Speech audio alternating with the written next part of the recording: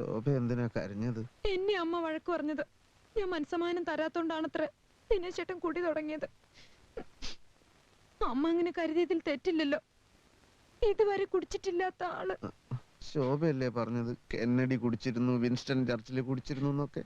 കുടിക്കുന്നവര് കുടിക്കട്ടെ, ഇല്ലാത്ത ശീലം ഉണ്ടാക്കേണ്ട കാര്യം ദിനേശ് ചേട്ടനുണ്ടോ? പുരുഷത്വത്തിന്റെ. ഞാൻ പല്ലൊന്നും തേച്ചിട്ടില്ല. ചായ ഇപ്പൊ വേണ്ട. ചായയല്ല, അവനൊരു ഗ്ലാസ് നിറച്ച് കള്ളു കൊണ്ട് കൊടുക്കടി, കുടിക്കട്ടെ.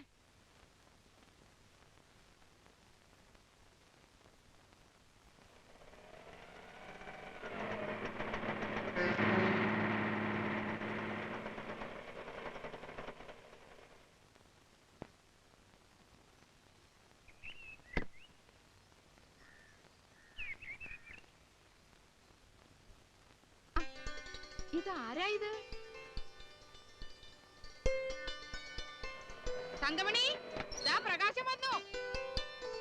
നീ എന്തെത്ര പെട്ടെന്ന്? വരുന്ന വിവരത്തിന്റെ ഒരു കത്ത് പോലും അയച്ചില്ലല്ലോ. പെട്ടെന്ന് വരാനുള്ള ഒരു സാഹചര്യം ഒത്തുകിട്ടി പോന്നു. ആ എവിടെ എവിടുത്തെ പുതുമുഖം? ആഹാ, ഇതാണോ ന്യൂ ഫേസ്? എന്റെ കണക്കൂട്ടലുകൾ അപ്പടി തെറ്റിപ്പോയല്ലോ. എന്ത് കണക്കൂട്ടൽ? ചേട്ടത്തെ അമ്മയ്ക്ക് വേണ്ടി ഞാൻ പുതിയ ടൈപ്പിൽ കുറച്ച് ഉടുപ്പുകളൊക്കെ കൊണ്ടുവന്നിട്ടുണ്ടായിരുന്നു. പക്ഷെ തടി ഞാൻ പ്രതീക്ഷിച്ചതിൽ അല്പം കൂടുതലാ. നീ എന്തിനാ അങ്ങനെ പ്രതീക്ഷിക്കാൻ പോയത്? പ്രകാശന് ഒരു കത്തെഴുതണമെന്ന് കരുതിയിരുന്നതാ.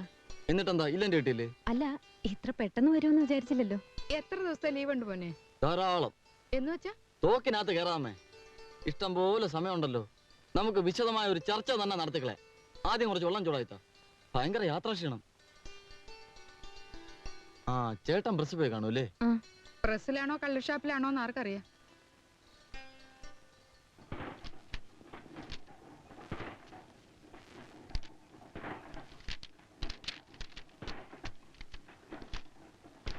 സാറേ, സാറിന് തലവേദന ഒന്നുമില്ലല്ലോ? തലവേദന? അല്ല, ആദ്യമായിട്ടാകുമ്പോ തലവേദനയും ക്ഷീണമൊക്കെ ഉണ്ടാവും. പിന്നെ പിന്നെ ശരി ആയിക്കോളും.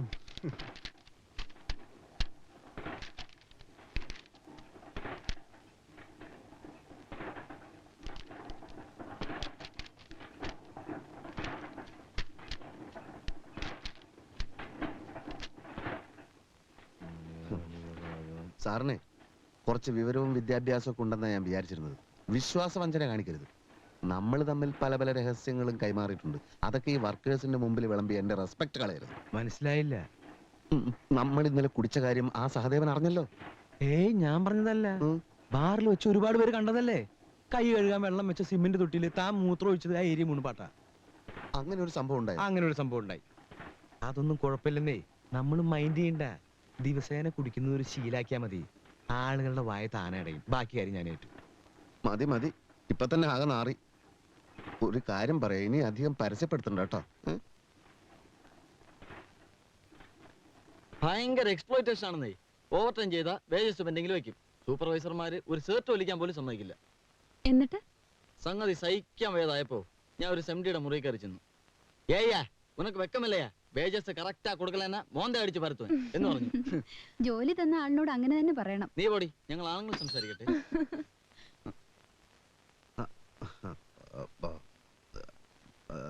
നീ എപ്പോൾ വന്നു? ഉച്ചയ്ക്ക്.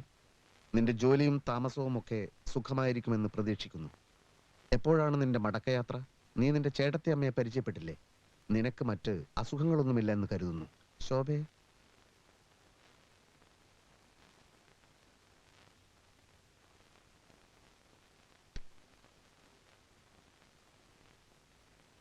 ഇന്ന് കുടിച്ചിട്ടില്ലേ?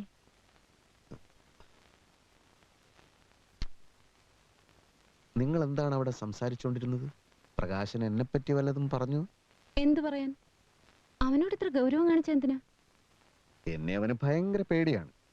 എന്റെ നിഴല് കണ്ടാലേ അവൻ വിറയ്ക്കാൻ തുടങ്ങും. ശോഭ അവന്റെ ചേട്ടത്തി അമ്മയാണ്. കൂടുതൽ സ്വാതന്ത്ര്യം കൊടുത്ത് എന്റെ വെയിറ്റ് കളയരുത്. ഒരു വെയിറ്റും അവന്റെ അടുത്ത് നടപ്പില്ല. എന്തൊക്കെ തമാശകളാവും പൊട്ടിക്കുന്നത്. ഉച്ച മുതൽ ഈ നേരം വരെ ചിരിച്ചിരിച്ച് മടുത്തു. ഓഹോ, തമാശ എന്ന് വെച്ചാൽ പലതും അവൻ എൻ്റെ അടുത്ത് പഠിച്ചത് തന്നെ. ശോഭയ്ക്ക് തമാശ അത്രക്ക് ഇഷ്ടമാണോ? അത് കൊള്ളാം. തമാശ ഇഷ്ടമില്ലാത്ത ആളുകളുണ്ടോ?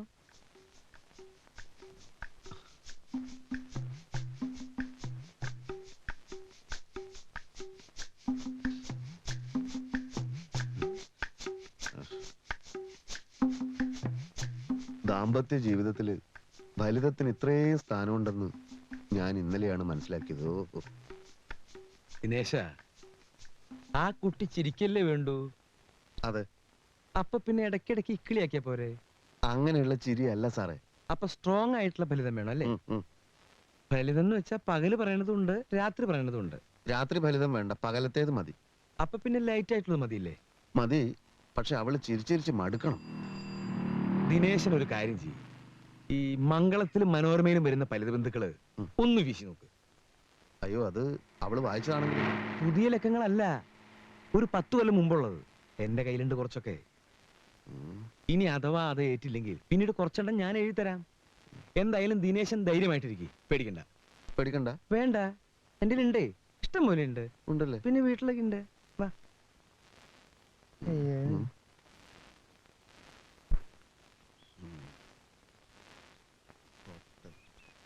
ഹോട്ടലാണെന്ന് കരുതി ബാർബർ ഷാപ്പിൽ കയറിയ വൃദ്ധൻ.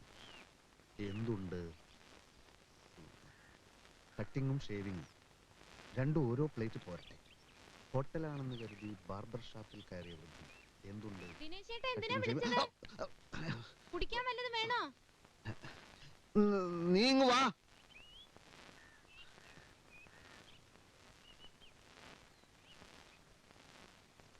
ഇതെന്തിനാ ഇവിടെ വന്നിരിക്കുന്നത്? വല്ല രഹസ്യമുണ്ടോ? ഹേയ്, ഭാര്യയും ഭർത്താവും ഒക്കെ ആവുമ്പോ അവർക്ക് അവരുടേതായ ചില തമാശകളും കാര്യങ്ങളും ഒക്കെ ഉണ്ടാവുമല്ലോ. എനിക്കാണെങ്കിൽ ഒരുപാട് തമാശകൾ പറയാൻ അറിയാം. പക്ഷെ അമ്മയുടെ തങ്കമണിയുടെ മുമ്പിൽ വെച്ച് നമ്മള് എന്നെ എന്തിനാ ഇപ്പൊ വിളിച്ചത്? ഞാൻ തുണി കഴുകാണ്. അത് നമുക്ക് പിന്നെ കഴുകാലോ. അതിന് മാത്രമുള്ള പ്രശ്നം എന്താ?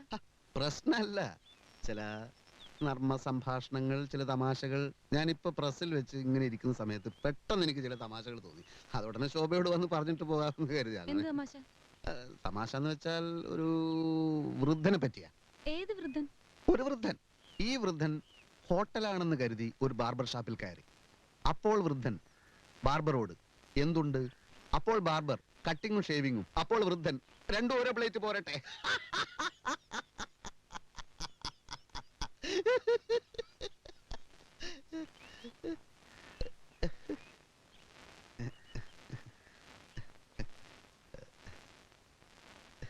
ഇതെനിക്ക് ഇപ്പോ പ്രസ്സിൽ വെച്ച് തോന്നിയതാണ്. ദിനേശേട്ടൻ എന്ത് പറ്റി? ശോഭയ്ക്ക് തമാശ ശരിക്കും അങ്ങോട്ട് മനസ്സിലായില്ല അല്ലേ? എന്നാ പിന്നെ വേറൊരു തമാശ പറയാം. ഇത് എന്തായാലും ശോഭയ്ക്ക് ചിരി വരും. ഭയങ്കര തമാശ. എനിക്ക് തുണി കഴുകണം, അമ്മയ്ക്ക് ദേഷ്യം വരും. എന്ന് വെച്ചാൽ എങ്ങനെയാ? ഇതും കൂടി കേട്ടിട്ട് പോയാൽ മതി. ഇതും എനിക്കിപ്പോ പ്രസ്സിൽ വെച്ച് തോന്നിയ വേറൊരു തമാശയാണ്.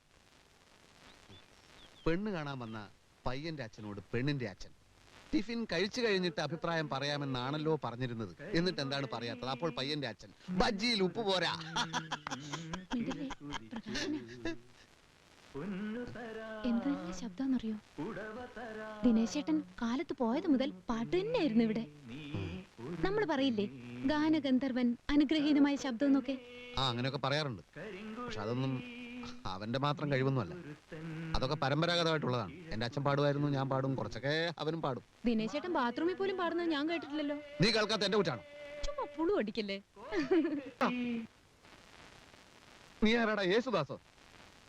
ആരാടാ നിന്റെ കരിങ്കുഴലി? പോടാ എന്റെ മുമ്പെന്ന്. കേറി പോടാ അലവലാതി.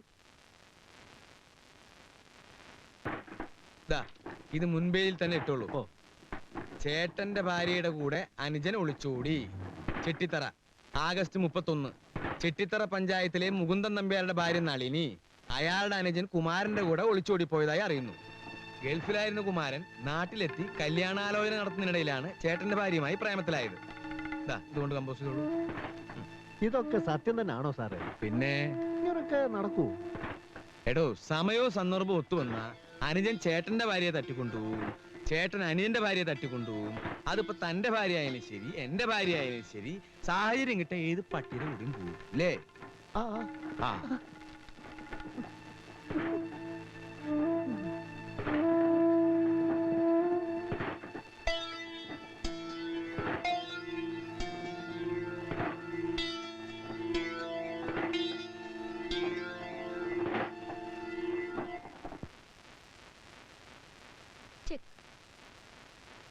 അതെങ്ങനാ ചെക്കാവുന്നേ? നല്ലോണം കണ്ണുപിടിച്ച് നോക്ക്. ഓ, ആനച്ചക്കാണല്ലേ. ഇപ്പൊ ശരിയാക്കി തരാം. അത് പറ്റില്ല. അറിയില്ല. ഈ കുതിരയെ പോലെ എങ്ങനെയാ മന്ത്രി ചാടുന്നത്? ചെസ്സിൽ അങ്ങനെയൊന്നുമില്ല. എങ്ങനെ വേണം മൂവ് ചെയ്യാൻ? അത് പറ്റില്ല. കള്ളക്കളി ഞാൻ സമ്മതിക്കില്ല. ശരി, കൈയെടു. പുതിയൊരു മൂവ്മെന്റ് നടത്താം.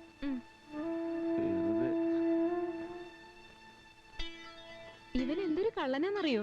കണ്ണു തെറ്റിയ കള്ളക്കളി. ചേട്ടത്തി മോശമൊന്നും അല്ല. പ്രകാശ, ഒരു ചെറിയ കാര്യം പറഞ്ഞോട്ടെ. ദിനേശേട്ടൻ ചായ വേണോ? വേണ്ടി വന്നേക്കും.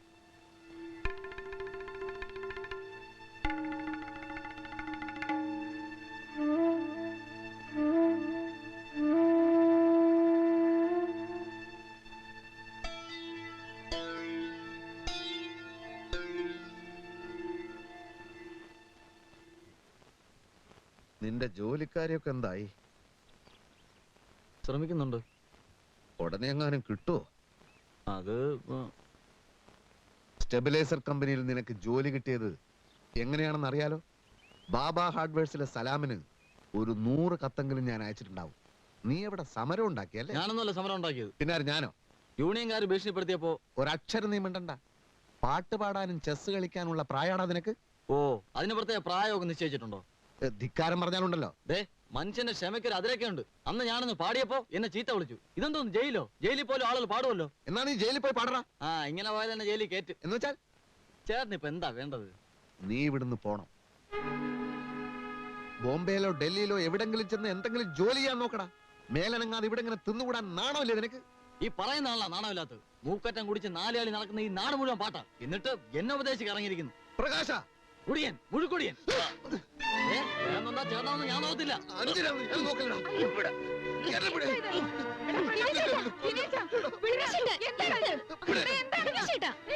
ഞാൻ എന്ത് ചെയ്യട്ടെ എന്റെ തലേ കയറുന്നു? കുറച്ചു ദിവസമായി തുടങ്ങിയിട്ട്. ഞാൻ ഈ വീട്ടിൽ നിന്ന് പോണോന്ന്. ഇവനെന്നെ കള്ളുകുടിയെന്ന് വിളിച്ചു. വിളിച്ചാൽ എന്താണോ തെറ്റ്? നീ കുടിച്ചിട്ടല്ലേ? കുടിച്ചങ്ങ് കുടിച്ചു. കുടിക്കുന്ന അത്ര വലിയ തെറ്റൊന്നുമല്ല. എത്രയോ വലിയ വലിയ ആളുകൾ കുടിച്ചിട്ടില്ലേ? നിനക്കൊരു പെണ്ണിനെ കിട്ടിയപ്പോ കൂടപ്പുറപ്പുകളെ വേണ്ടതാ ഇല്ലടാ.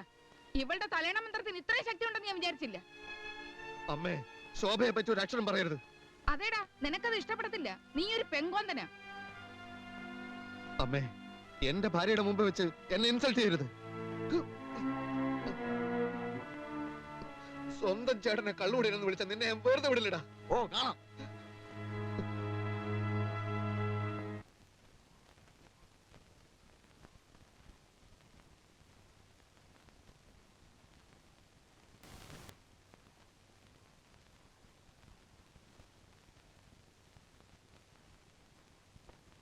വർക്ക് ചെയ്ത് ക്ഷീണിച്ച് അവശനായി വരുന്ന ഒരു ഭർത്താവിനോട് ഒരു ഭാര്യ ഇങ്ങനെ പെരുമാറുക? ഒരാശ്വാസവാക്ക്, മനസ്സ് കുളിർപ്പിക്കുന്ന ഒരു പുഞ്ചിരി, അല്ലാതെ മുഖവും കുറിപ്പിച്ച് അകത്ത് കയറിയിരിക്കല്ല വേണ്ടത്. ദിനേശേട്ടാ, ഞാൻ വന്നേ പിന്നെ ദിനേശേട്ടൻ വല്ലാതെ മാറിയിട്ടുണ്ടോ? അമ്മയെ പറ്റിയോ മറ്റുള്ളവരെ പറ്റിയോ വല്ലപ്പോഴും ഞാൻ കുറ്റപ്പെടുത്തി സംസാരിച്ചിട്ടുണ്ടോ? അതൊക്കെ അമ്മയുടെ ചില മൂഢധാരണകളാണ്. ശോഭ അതൊന്നും കാര്യമാക്കണ്ട. എന്റെ അച്ഛനും അമ്മയോ ഒരിക്കലും എന്റെ മുമ്പിൽ മുഖം കറുപ്പിച്ചിട്ടില്ല. ഞാൻ അതിന് അവസരം ഉണ്ടാക്കിയിട്ടില്ല. ദിനേശേട്ടനും പ്രകാശനും തല്ലുകൂടുന്ന കണ്ടപ്പോ ഞാൻ ശരിക്കും തളർന്നു. സ്വപ്നത്തിൽ പോലും അറിഞ്ഞിട്ടില്ലാത്ത കാര്യങ്ങൾക്ക് അമ്മ എന്നെ കുറ്റപ്പെടുത്തിയപ്പോ പോകരുതെന്ന് ഞാൻ കാല് പിടിച്ച് പറഞ്ഞു നോക്കി. ആരോട്? എല്ലാരും ഇവിടുന്ന് പോയി ദിനേശേട്ടാ. അമ്മയും പ്രകാശനും തങ്കമണിയും ഒക്കെ അമ്മാവന്റെ വീട്ടിലേക്ക്. ഞാൻ എന്ത് തെറ്റ് ചെയ്തു?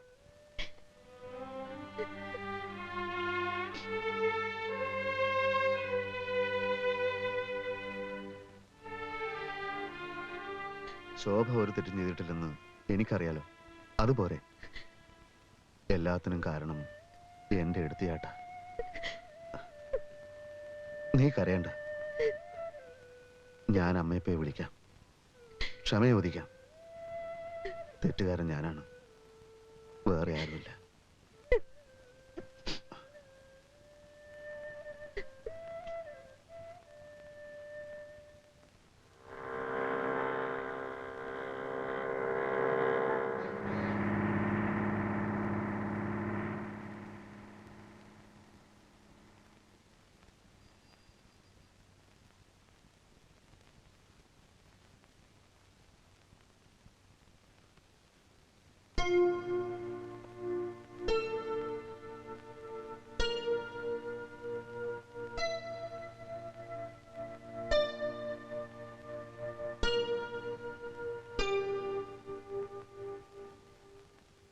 വീട് അച്ഛൻ ചേട്ടന്റെ പേരിലാണല്ലോ എഴുതി വെച്ചത്.